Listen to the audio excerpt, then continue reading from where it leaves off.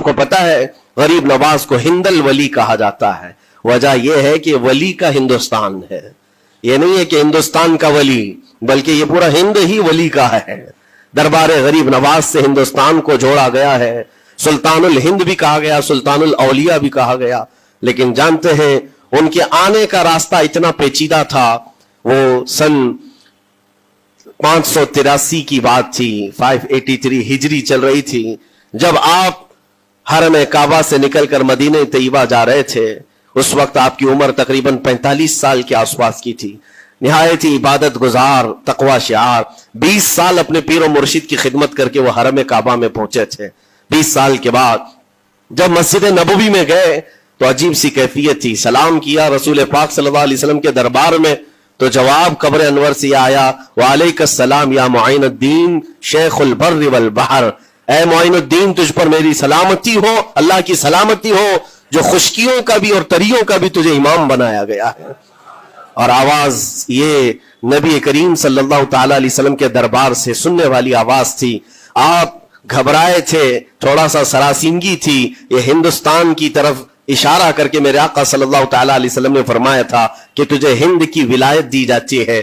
اس وقت تک سرکار غریب نواز کو نہ ہندوستان آنا کبھی ہوا تھا، نہ ہندوستان کے علاقوں کو آپ نے کبھی دیکھا تھا، کیونکہ سجستان جو یہاں سے کافی دور ہے، افغان کے قریب ایک علاقہ سنجر جہاں پر آپ کی ولادت ہوئی، وہاں سے نکل کر کے آپ نیشاپور میں آباد رہے. اس کے بعد 40 سال کے بعد حرم کعبہ اور حرم مدینہ میں رہے. لیکن اچانک یہ بات کہ تمہیں ہند کی ولایت دی جاتی ہے، ایک تعجب والی بات ہے. نئی جگہ پر بھیجا جا رہا ہے. آپ دوبارہ شام میں نبی پاک صلی اللہ علیہ وسلم کے دربار میں حاضر ہوئے اور سلام پیش کرنے کے بعد، کیونکہ یہ خوشی کی بات تو سب کے لیے تھی کہ ہندوستان کو اللہ تعالیٰ ایک عظیم ولی بھیج رہا ہے، لیکن جس کو بھیجا جا رہا ہے وہ بے قرار تھا، بے چین تھا، کیونکہ نہ راستے پتہ ہے، نہ ملک کے حالات معلوم ہیں.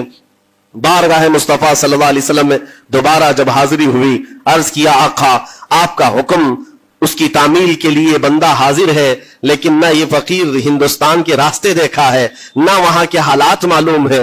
حضور پاک صلی اللہ تعالی علیہ وسلم کے دربار میں یہ اپنی بپتا سنا رہے تھے، داستان غم سنا رہے تھے. غنودگی طاری آ گئی، یعنی نیند سی کیفیت آ گئی، اور بارگاہ رسول صلی اللہ علیہ وسلم میں ایک دیوار پر ٹیک لگا کر جیسی ہی آپ کی آنکھیں بند ہوئی، رسول کریم صلی اللہ علیہ وسلم تشریف لائے اور اشارہ فرما کر پورے ہندوستان کے نقشے آپ کے سامنے کھول کر رکھ دیے.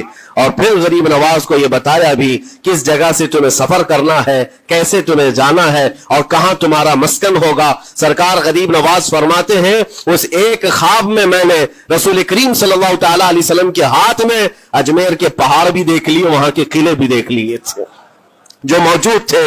اور اس کے بعد پھر کس بات کا خوف ہے، کس بات کا ڈر ہے؟ جنہوں نے راستے بتائے ہیں وہ ہادی رسول، وہ ہادی عالم ہے.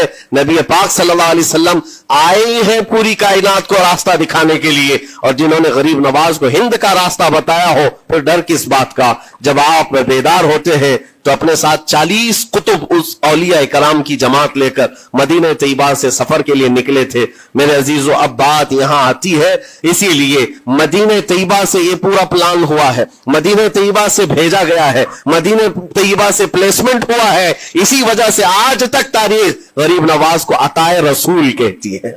عطائے رسول ہے، رسول اللہ کی عطا ہے، ہندوستان والوں کے لیے خاص عطا ہے میرے آقا صلی اللہ علیہ وسلم کی. جب وہ سفر کے لیے نکلے، سن 83 سے چلے تھے، تو یہاں ہندوستان پہنچتے پہنچتے آپ کو 87 یعنی 4 سال کا عرصہ لگ گیا تھا. 4 سال کے عرصے کے بعد آپ پہنچے میرے عزیزوں. نہ پلینوں کا سفر، نہ جہازوں کا سفر کہ اڑ کر کے ادھر سے ادھر آ گئے. وہ تو پیدل قافلہ نکلا تھا، درویشوں کا قافلہ تھا، اور وہاں مدینہ طیبہ سے نکل کر بغداد پہنچے. بغداد میں اولیاء کاملین کی صحبت پائی، وہاں سے پھر نیشاپور، پھر اس کے بعد ہرات، اور افغان کے علاقے ہوتے ہوئے لاہور پہنچے. لاہور میں سرکار داتا گنج بخش عالم رحمت اللہ تعالی علیہ کے دربار میں چلہ کشی فرمائی، وہاں سے دلی پہنچے. یہاں یہ پورا جو راستہ ہے 4 سال کا میرے عزیز و تاریخ میں ہے. سرکار غریب نواز جس راستے سے چلتے جاتے تھے، جو کافر یا مشرک بھی دیکھتا وہ دائرہ اسلام میں داخل ہو جاتا نا. نور الہی، نور وحدت کا ٹکڑا آپ کی جبین اقدس پر ایسا چمکتا تھا کہ لوگ جو آتے وہ پھر آپ کی صحبت سے دور کوئی جاتا نہیں تھا.